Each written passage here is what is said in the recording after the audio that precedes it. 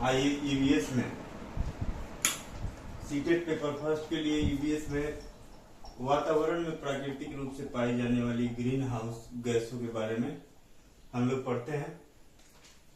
Carbon dioxide, methane, जलवाष्प, nitrous oxide, फ्लोरीनीकृत gas है, ये सब ग्रीन हाउस गैसेज है।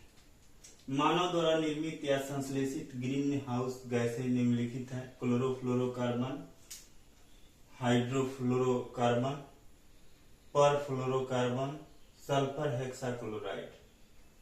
ग्रीन हाउस गैसों में वृद्धि के प्रमुख कारण निम्नलिखित हैं: औद्योगिकरण, नगरीकरण, उपभोक्तावादी संस्कृति, वाहनों में जीवाश्म ईंधन के जलने से उत्पन्न धुआं, वनों का विनाश।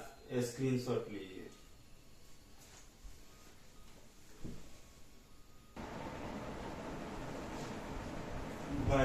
आइए वायुमंडल में पाए जाने वाले गैसों के बारे में पढ़ते हैं। नाइट्रोजन तथा ऑक्सीजन ऐसी दो गैसें हैं जो वायुमंडल में ज्यादा मात्रा में पाई जाती है।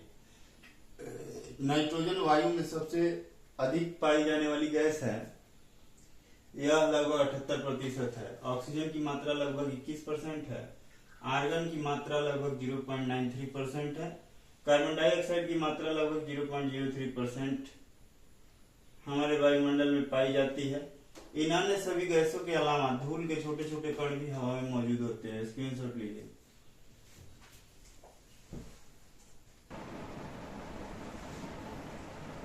आइए ऊर्जा के बारे में पढ़ते हैं। ऊर्जा का सबसे मुख्य स्रोत सूर्य है। सूर्य की ऊर्जा को प्रकाश संश्लेषण के लिए इस्तेमाल करते हैं और इसलिए इन्हें उत्पादक कहा जाता है। शाकाहारी पौधों को खाते हैं, वे उपभोक्ता कहलाते हैं। मांसाहारी शाकाहारियों को भोजन बनाते हैं। इस प्रकार से ऊर्जा का स्थानांतरण एक प्राणी से दूसरे तक होता है। कुछ ऊर्जा ऊष्मा के रूप में विलीन हो जाती है। ऊर्जा के परंपरागत स्रोत जीवाश्म ईंधन। ऊर्जा के परंपरागत स्रोत जीवाश्म ईंधन है। जीवाश्म ईंधन के निर्माण में कई वर्ष लग जाते हैं और इसका नवीनीकरण नहीं हो सकता। जीवाश्म उन जीवों के अवशेष हैं जो कि बहुत वर्ष पहले जीते थे, और जीवाश्म ईंधन वे पौधे हैं जो पृथ्वी के नीचे दब गए थे और जो पत्थरों के रूप में परिवर्तित हो गए। स्क्रीनशॉट लीजिए।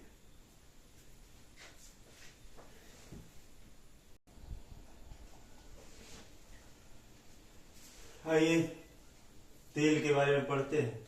एक द्रव धातु है। भारत में तेल पश्चिमी तट पर तथा राजस्थान, गुजरात और मौसम की डिगबोई तेल क्षेत्रों में पाया जाता है।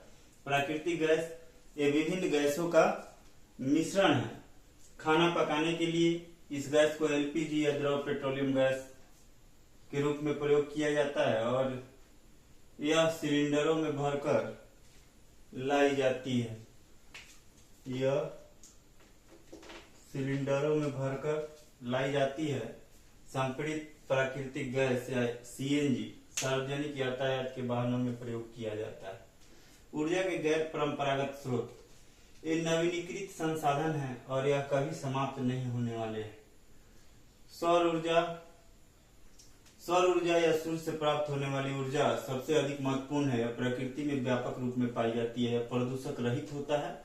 वायु ऊर्जा का पारंपरिक रूप है। इसका प्रयोग घरेलू कार्यों के लिए और खेतों की सिंचाई के लिए किया जाता है। वायु को गतिज ऊर्जा में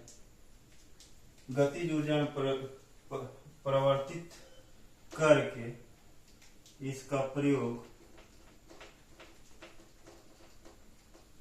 प्रयोग किया जाता है।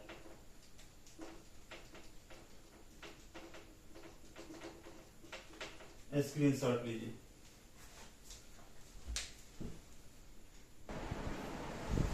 जल विद्युत ऊर्जा गिरते हुए या बहते हुए जल की गतिज ऊर्जा से जो विद्युत उत्पन्न की जाती है उसे जल विद्युत कहते हैं। ज्वारीय शक्ति या ज्वारीय ऊर्जा जल विद्युत का एक रूप है। ज्वारीय ऊर्जा समुद्र की या सागर की लहरों की ऊर्जा है। समुद्र में आने वाले ज्वार भाटा की ऊर्जा को उपयुक्त टरबाइन लगाकर विद्युत शक्ति में बदल दिया जाता है। भूतापीय ऊर्जा वह ऊर्जा है जिससे पृथ्वी में संग्रहित ताप से निकाला जाता है। बायोमास से प्राप्त ऊर्जा, बायोमास वह पादप सामग्री है जिसका प्रकाश संश्लेषण के परिणाम स्वरूप निर्माण हुआ है। बायोमास ऊर्जा का स्रोत है। इन्हें सीधे जलाकर इस्तेमाल किया जा सकता है या इनको विभिन्न प्रकार के जैव ईंधन में परिवर्तित करने के बाद इस्तेमाल किया जा सकता है या इनको विभिन्न प्रकार के जैव ईंधन में परिवर्तित करने के बाद इस्तेमाल किया जा सकता है। उदाहरण गन्ने की खोई, धान की भूसी, अनुपयोगी लकड़ी आदि। स्क्रीनशॉट लीजिए।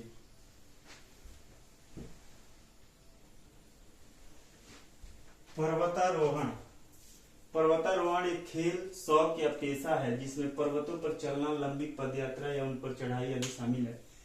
चट्टान पर 90 डिग्री का कोण बनाते हुए चला जाता है। पर्वतारोहण में होने वाली कठिनाइयां: गिरती चट्टानें, गिरती बर्फ, पहाड़ों से गिरना, बर्फ की ढलानें, मौसम, ऊंचाई और विकिरण, ज्वालामुखीय गतिविधियां। पर्वतारोहण में काम आने वाले औजार: ऑक्सीजन सिलेंडर, कील वाले जूते, कुल्हाड़ी, नायलॉन की मजबूत रस्सी, चाकू, दूरबीन, पोर्टेबल कैंपिंग तंबू, आइस ग्लासेस और हेलमेट, मजबूत नायलॉन बेल्ट, बर्फ तोड़ने के लिए एक तरह का खास हथौड़ा। स्क्रीनशॉट लीजिए।